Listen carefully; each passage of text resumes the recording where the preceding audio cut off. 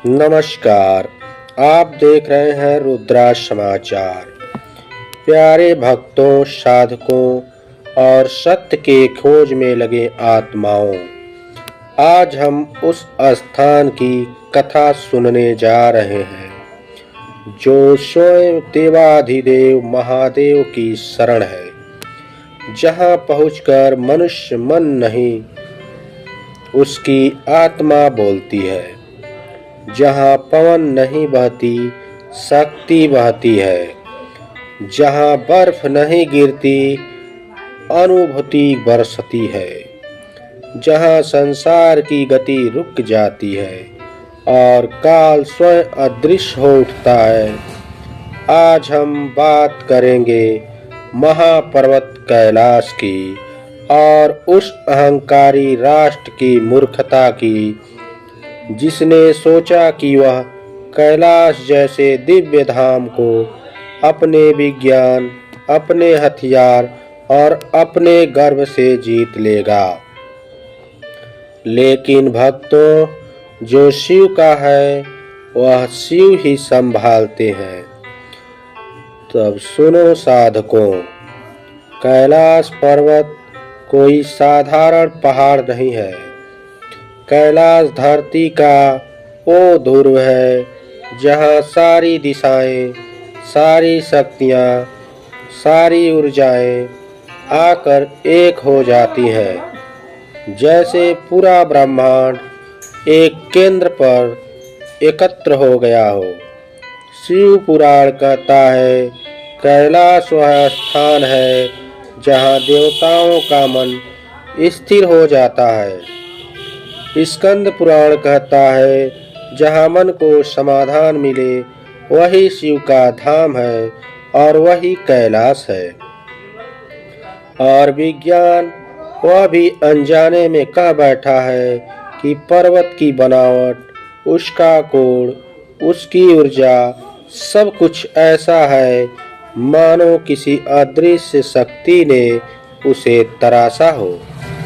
कैलाश चढ़ाई को मना क्यों है? क्योंकि यह पर्वत नहीं, शिवलिंग है। यह चोटी नहीं, भौतिक रूप में बसा हुआ महादेव का स्वरूप है। अब सुनो भक्तों, कहानी की शुरुआत होती है 1990 से। चीन नाम का एक देश है जो खुद को शक्तिशाली समझता है। उसने सोचा, कैलाश पर चढ़कर उसके रहस्यों को जानकर आध्यात्मिक सत्ता को विज्ञान से सिद्ध कर दूंगा। अहंकार हमेशा विनाश का कारण होता है। उसने 17 वैज्ञानिकों की टीम भेजी। कुछ लोग जापान के थे, कुछ लोग चीन के थे, कुछ पर्वतारोही थे। वे आए कैलाश के उस स्थान की ओर जहाँ देवताओं के कदम भी कांपते हैं। तो आइए जानते हैं क्या हुआ। वहाँ जब लोग पहुँचे तो वहाँ से कोई भी वापस नहीं लौटा। न कोई संदेश मिला और न कोई आवाज आई। इसके बाद उसने अपने शोध दल को भेजा। शोध दल जब वहां पहुंचा तो केवल वहां देह मिली, लेकिन बिना चेतना की। सबके ऑनलाइन सिस्टम बंद थे, कैमरा बंद था, जीपीएस बंद था। सबको जैसे किसी दिव्य शक्ति ने स्पर्श करके शांत कर दिया हो। चीन ने इस घटना पर घोर मौन धारण कर लिया, क्योंकि सत्य वही जान सके जो सत्य के योग्य थे।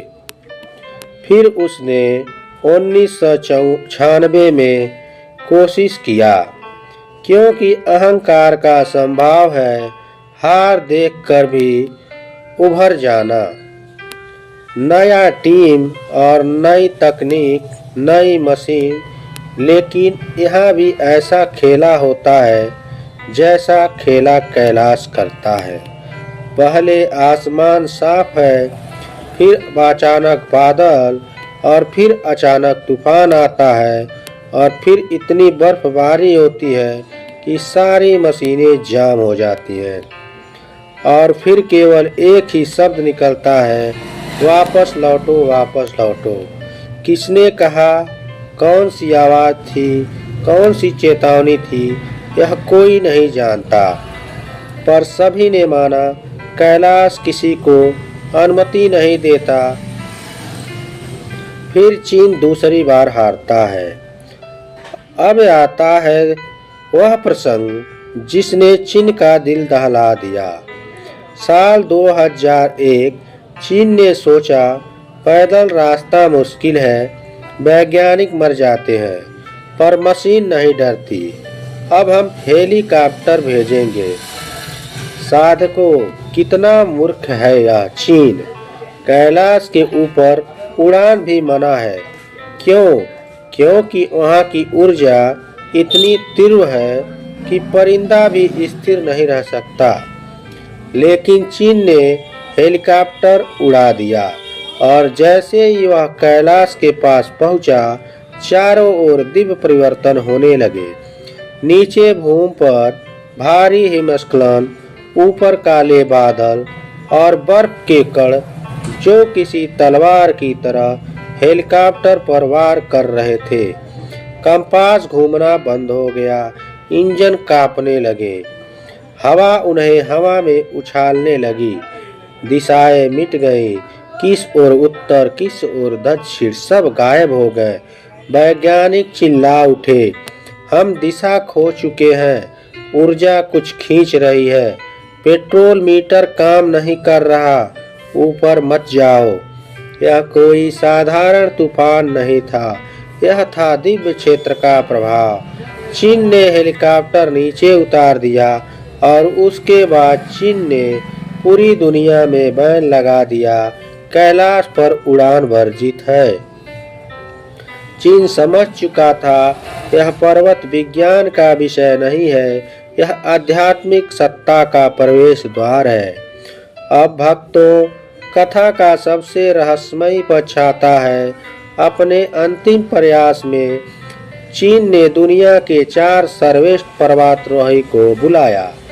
उन्हें कैलाश के पास एक विशेष स्थान तक जाना था और वे गए। 1 हफ्ता बीता, कोई खबर नहीं आई। फिर चीन ने रेस्क्यू टीम भेजा। रेस्क्यू टीम जब वहां पहुंची, चारों जीवित मिले, पर उनकी दशा देखकर संसार ने दांतों तले उंगली दबा ली।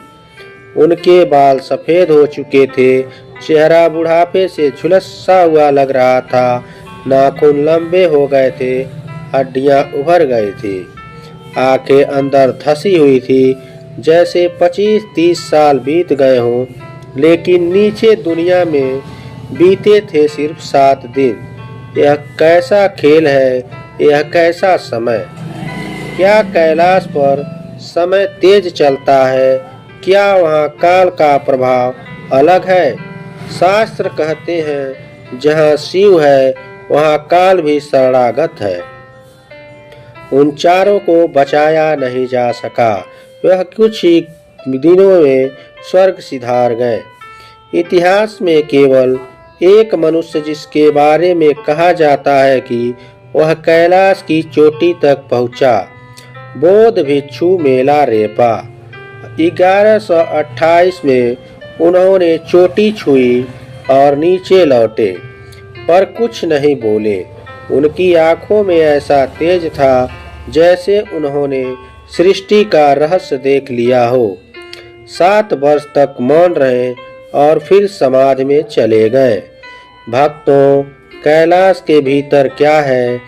रूसी वैज्ञानिक ने कहा, कैलाश हॉलो है, उसके भीतर अनोखी ध्वनियाँ आती हैं, ओम जैसी, मंत्र जैसी। तिब्बती ग्रंथ कहते हैं कैलाश के अंदर का मार्ग जाता है संभाला देवलोक, सिद्धों के प्रदेश में। स्कंद पुराण कहता है कैलाश वह द्वार है जहाँ से ब्रह्मांड के रहस्य खुलते हैं। क्योंकि भक्तों, कैलाश को कोई जीत नहीं सकता, कैलाश को कोई माप नहीं सकता, कैलाश को कोई मशीन पार नहीं कर सकती, क्योंकि कैलाश पर्वत नहीं शिव का स्वरूप है और शिव नामहीन रूपहीन परम चेतना है।